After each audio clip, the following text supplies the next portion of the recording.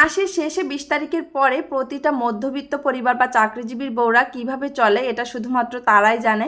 যদিও এটা নিয়ে আমার কোনো সীমাবদ্ধতা নাই, আমি যখন যেটা বলি সেটাই সে আমাকে এনে দেয়, তার অনেক বেশি কষ্ট হলেও কিন্তু তারপরেও আমি চেষ্টা করি 20 তারিখের পরে একটু হিসাব করে চলার। আমি মাসের প্রথমে যখন মাংস নিয়ে আসে তখন বেশ খানিকটা মাংস এরকম রেখে দেই। বিকালের নাস্তা অথবা মাংসের দিয়ে যদি কিছু খেতে ইচ্ছা করে ঝটপট রেসিপি তৈরি করে ফেলি। তো মাংসগুলোকে পিস করে কেটে নিয়েছি, এর মধ্যে হলুদ, লবণ, জিরার গুঁড়া আর হচ্ছে মিক্সড মশলার একটা গুঁড়া দিয়ে খুব ভালোভাবে মেখে নিয়েছি। এখন একটা প্যান নিয়ে নিয়েছি আর প্যানে তেল দিয়ে দিয়েছি। তেলটা একটু গরম হয়ে আসলে পিচ করে রাখা মাংস টুকরাগুলো দিয়ে দিব। এটা হচ্ছে আমি একটু হালকা লালচে করে ভেজে নিব। ভেজে নেওয়ার কারণে কিন্তু ভর্তাটা খেতে অনেক বেশি ভালো লাগবে। আর হ্যাঁ, আপনাদের সাথে তো বলাই হয় না, আজকে হচ্ছে আমি মাংসের একটা ভর্তার রেসিপি ট্রাই করব। আয়ান অনেক বেশি চিকেন পছন্দ করে, সাথে ওর বাবাও চিকেন পছন্দ করে, কিন্তু আমার খুব একটা খেতে ইচ্ছা করে না। আমার একটু ভর্তা হইলে আমি অনেক বেশি ভাত খেয়ে ফেলতে পারি। তো আজকে ভাবলাম যে এটা ট্রাই করি, ওদের দুজনেরও খাওয়া হবে, সাথে আমারও ভর্তা খাওয়া হয়ে যাবে। তো খুব ভালোভাবে ভেজে তারপরে এগুলাকে আমি একটা প্লেটে উঠিয়ে নিচ্ছি। আর এই সময় খুব সুন্দর একটা স্মেল আসতেছিল, কারণ মিক্সড মশলাটা ইউজ করার কারণে এটা মনে হচ্ছিল যে শুধুই আমি খেয়ে ফেলি।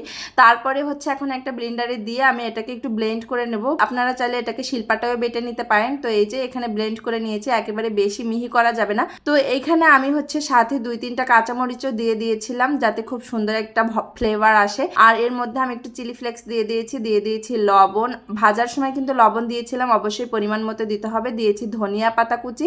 আর এখন হচ্ছে আমি সরিষার তেল দিয়ে দিয়েছি, যেটা ছাড়া আসলে ভর্তা সম্পূর্ণই হয় না। সরিষার তেলটা আমার কাছে মনে হলো যে একটু কম হয়ে গিয়েছে, তো আমি আর একটু বেশি করে দিয়ে দিলাম, যার কারণে খেতে অনেক বেশি ভালো লাগবে। শেষে একটু আমি কাঁচামরিচ কুচি দিয়ে দিয়েছি। এখন খুব ভালোভাবে এটাকে চটকে মেখে নিব। আমার কাছে তো অনেক বেশি ভালো লেগেছে। ভর্তা বলতে আমি অনেক বেশি ভালোবাসি। সকাল সকাল গরম ভাতের সাথে এমন একটা ভর্তা হইলে শুধু ভর্তা দিয়ে আপনি খেয়ে নিতে পারবেন। বেশ কিছুদিন ধরে কিন্তু আমি আপনাদেরকে বেশি বেশি করে ভর্তা আর বড়ার রেসিপি দিচ্ছি, কারণ শীতের সময়টাতে সকালে গরম ভাতের সাথে কিন্তু এই ধরনের রেসিপিগুলাই খেতে বেশি ভালো লাগে। আর এই টাইপের রেসিপি পেতে অবশ্যই কিন্তু সবসময় আমার পেজে আপনারা থাকবেন এবং আমাকে সাপোর্ট করবেন। আমি সবসময় চেষ্টা করব নতুন নতুন রেসিপি আপনাদেরকে এনে দেওয়ার জন্য। তো যাই হোক, এখন হচ্ছে ভর্তা রেডি হয়ে গেছে আর এগুলো আমি একটা বাটিতে উঠিয়ে নিচ্ছি। এটা আমি রায়নের বাবাকে খাওয়ানোর পরে সে বুঝতেই পারে নাই যে এটা কি। তারপরেও বলেছে যে অনেক বেশি মজার হয়েছে। এরপরে যখন বললাম যে এটা চিকেনের ভর্তা, বললো চিকেনেরও আবার ভর্তা হয়। তো যাই হোক, আপনারাও কিন্তু ট্রাই করে বাসার সবাইকে খাওয়াইতে পারেন। আশা করছি সবাই অনেক বেশি পছন্দ করে খাবে।